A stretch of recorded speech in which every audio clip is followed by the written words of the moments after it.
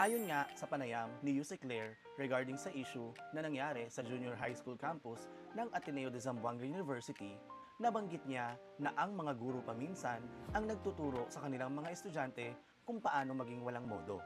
Mawalang galang ho. Sana po, bago ituro ang mga daliri sa mga guro, tignan muna natin ang buong larawan o ang buong pangyayari.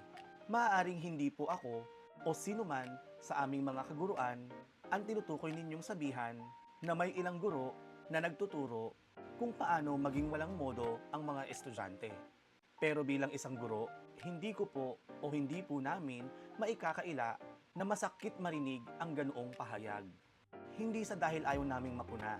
Masakit dahil alam ko at alam naming mga guro kung gaanong karaming guro ang araw-araw na nagsisikap upang turuan hindi lamang ang isip, kundi pati ang asal, respeto, disiplina, at pagpapahalaga ng mga bata.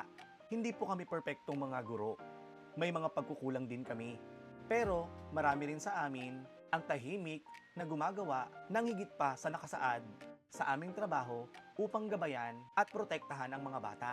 Kaya sa usapin ng karahasan sa paaralan, sana po ay huwag agad ituro ang mga guro.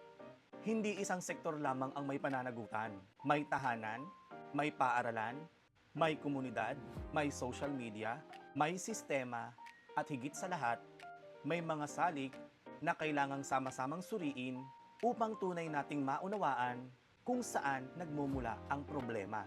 Kaming mga guro ay nagtuturo ng magandang pag-uugali at higit pa sa pagkakaroon ng mabuting asal, ngunit ang sabihing kaming mga guro ang nagtuturo kung paano magiging walang modo ang mga mag-aaral ay isang masakit na salita para sa aming mga guro. Ang mga guro ay hindi kalaban sa ganitong pangyayari. Lahat ng maaaring gawin sa loob ng paaralan, maging sa labas ng paaralan, ay ginagawa ang lahat ng makakaya upang mapanatili ang kaligtasan ng ating mga mag-aaral.